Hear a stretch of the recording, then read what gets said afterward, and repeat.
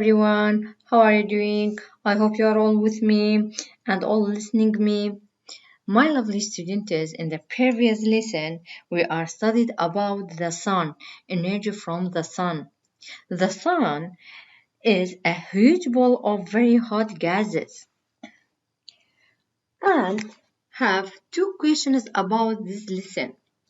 Question 1, how does life on earth depend on the sun? The answer for this question, number 1, the sun is the source of almost all energy on earth. Number 2, the sun's energy is also the source of wind and other weather on earth. Another question about this lesson, how is energy produced by the sun?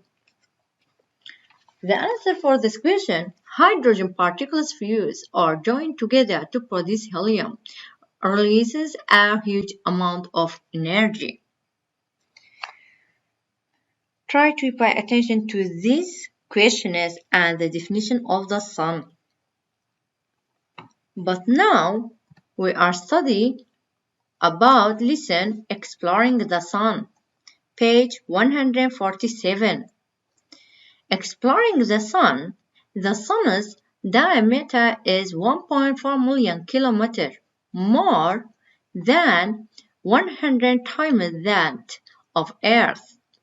The sun is large enough to hold 1 million Earths. Since the sun is so much closer to Earth than other stars are, astronomers study it to understand stars. They have discovered that the sun has several layers of gases. The layers don't have definite boundaries. Instead, each layer blends into the next. Number 1, core. The layer of the sun, starting the layer of the sun, core. What is the core? At the center of the sun is the core, the definition of the core.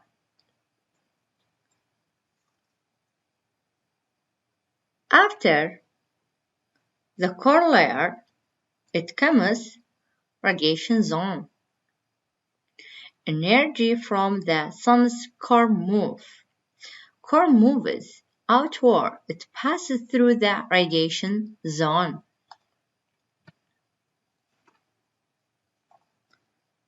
Core, radiation zone. After the core layer, it comes radiation zone. After radiation zone, convection zone. After convection zone, it comes photosphere. The definition of the core,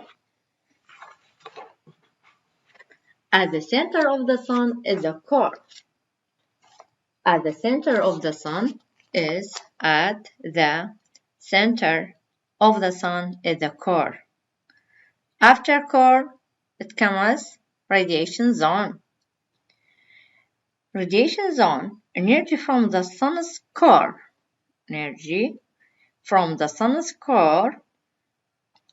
Moves outward. It passes through the radiation zone. My students, do you remember I showed this picture about layers of the sun? This is core. Core at the center of the sun. Core have the temperature 15 million Celsius degree. Core happens this process fusion. In the core zone happens the process fusion. Fusion means hydrogen particles fuse or join together to produce helium, release a huge amount of energy. Core release a huge amount of energy, and core have 15 million Celsius degree.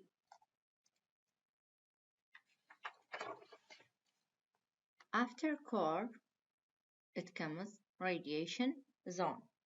Radiation zone. Energy from the sun's core moves outward. It passes through the radiation zone. Radiation zone. After radiation zone, it comes convection zone. Convection zone. Energy moves to the surface by a process called convection. Convection. After convection, photosphere. The surface of the sun is called photosphere or sphere of light. These are layers of the sun: core, radiation zone, convection zone, and photosphere. Like the earth, layers the earth. It is like layers of earth. Layers of earth: troposphere, mesosphere, thermosphere.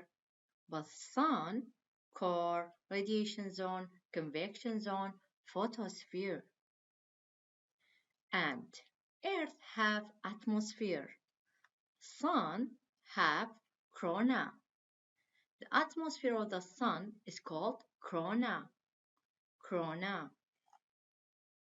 Corona, this area of hot gases, extends 1 million kilometers from the photosphere. The layer of the sun, core, radiation zone, convection zone, photosphere, these steps take turns. These layers will not be out of order. And very important, please try to pay attention these points.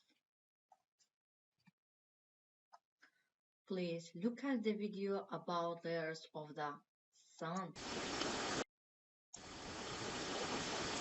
As we've gone through the life cycle of a star, I'm going to take you on an in-depth journey into the inside of an average star, aka our lovely sun. Our sun, the structure of our sun will give you some kind of clue to what a main sequence star looks like on the inside and in its atmosphere. So if you look at your foldable, you'll notice there are two different sections. There's 6 flaps total. 3 fall on the layer section, the other 3 fall on the atmosphere section. So right now we're going to talk about the layers, starting with the core. And inside your flap, you'll notice there's a picture, but the picture's not labeled. I want you to draw an arrow pointing to the core on your picture.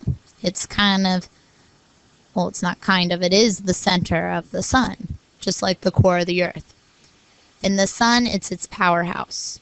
It's the powerhouse of a star. In the life cycle of stars, we've talked continuously about how usually the core collapses or we're left with just the core. It's where energy is produced. It's where fusion occurs. And in our sun, it's hydrogen into helium. Like I said before, we have enough hydrogen to last us at least 5 billion more years. Our next layer is the radiation zone. When you draw your arrow, it's the next section right after the core.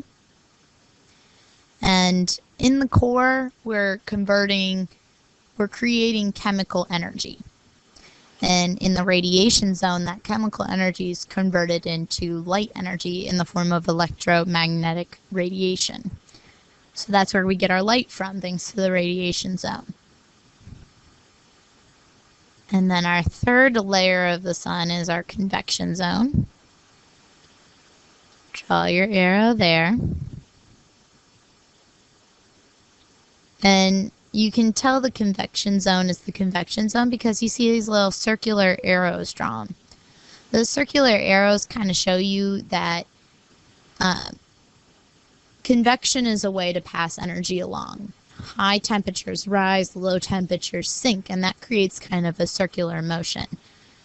And we call that convection. So in the convection zone of the sun, gases circle in giant swirls, passing energy along. It's just a way that we keep passing that energy along, that light energy, and a little bit of heat energy. Kind of a lot of bit of heat energy. And then the next section of your foldable is the atmosphere of the sun. And we're going to work our way from in to out, starting with the photosphere. The photosphere is the very edge of the sun. Let me draw a better arrow there.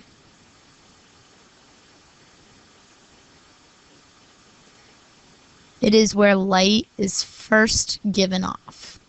And I circled the word photo there to indicate that, I don't know, I think that's a clue word. If you take a photo, light is given off to capture it. So in this photosphere, that's where light is first given off.